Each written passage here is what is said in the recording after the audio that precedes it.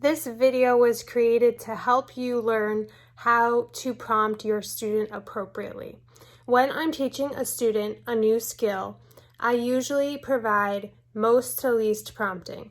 Most to least prompting means I'm moving from the most amount of prompting to the least amount of prompting. So I would start at physical, move up to model, move up to verbal, then gestural, then positional, then visual. So let me give you an example. If I'm trying to teach a student category ID, receptive category ID, I would start with a model. So physical just means you're physically moving the child's hand, and you don't really need to do that for this activity. So I would do a model. Touch the clothing, you do it, and then have the student touch. Touch the vegetable, you do it. Touch the instrument, it's the trumpet, touch the trumpet. And if the student's able to do it with a model, then I would move up to verbal cue. So then it becomes touch the clothing, look on the left. It's over here somewhere, look on the left. Which one is the clothing? Try again. And then you just give verbal cues like that. Gestural cue would be if I was gesturing to, you can either do an indirect gestural cue, so you're gesturing to a general area, which is what I call indirect gestural, or you're gesturing to the answer, which is also in this case a model.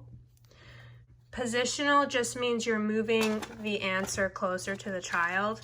So you would do something like this, where the picture is closer than the others. And then visual. A visual cue would be providing picture choices or a language board or a core language board. So in this case, it doesn't really apply because there already are visual cues since it's a receptive task with picture choices. So that's why we skipped the visual cue. So if I'm finding my student can't do an activity with a model, or I just see that it's very difficult for the student, and I've gone through all the prompting and they're really just not getting it, then I will make the task easier. One simple way that you can make this task easier is by removing one picture. This is easier, this is even easier, and this is the easiest, which I probably wouldn't do with category ID. But you could do it with receptive labeling. So if you're doing receptive labeling, touch broccoli, they're not responding. Touch broccoli, not responding. Touch broccoli, there it is. So now they're doing a field of 3. So the next one you would do is a field of 2, I'm sorry. Next one you would do is a field of 2. Touch the trumpet, now they're responding. Try field of 3, try bumping it back up. Touch the shirt, no response, bump it back down. Touch the shirt, and they're doing it. For an activity like labeling verbs, I'm going to show you how I would use the prompting hierarchy. I'm going to start with model, then verbal, then gestural. So I first just like to play around and see what the child knows. So I'll show them a picture and I'll just wait and see what they say. And if I get nothing, then I'll say, what is she doing? Children on the autism spectrum usually will say a noun and not a verb. Especially with pictures of blowing bubbles, a lot of the time they say bubbles, or with a brushing teeth picture, a lot of times they will say teeth, or toothbrush, or toothpaste, but they won't say brushing teeth. So that's why we work on verbs. So if I were to show a child this picture and I'm using most to least prompting, what I would do is provide the model for the child if the child's not quite able to label verbs. So I would say, catching, painting, and then I would have them imitate me. When I'm teaching a student on the autism spectrum or a student who has significant comprehension issues a new skill, I always teach them not by giving them the direction of what they're supposed to do. So I don't say, all right, Johnny, today we're going to label verbs and we're going to use ing. Your student already has comprehension issues, so trying to give them a direction is really going to make it difficult for the child to understand what you want them to do. So instead, what I do is I provide most to least prompting, and I give them as much support as they need to be able to be successful with the task. Then I fade that support away.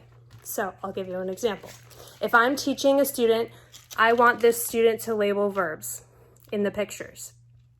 I will give them the model. Instead of saying what we're going to do, I will do it for them. This is a way to teach them what you want them to do.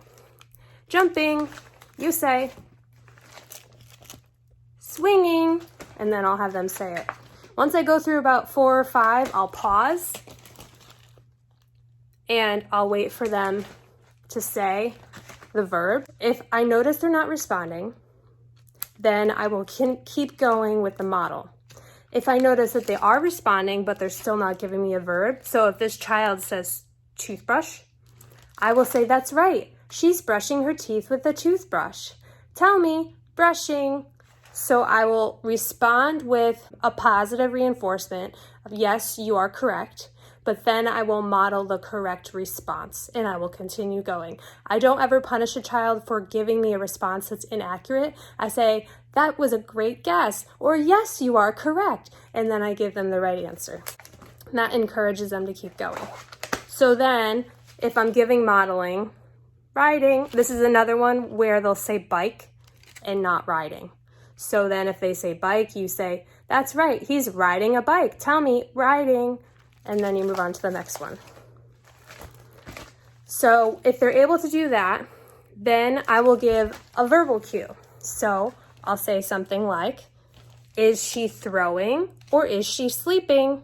Or you could give a closed sentence for a verbal cue like, she is, or the girl is, and let the child finish.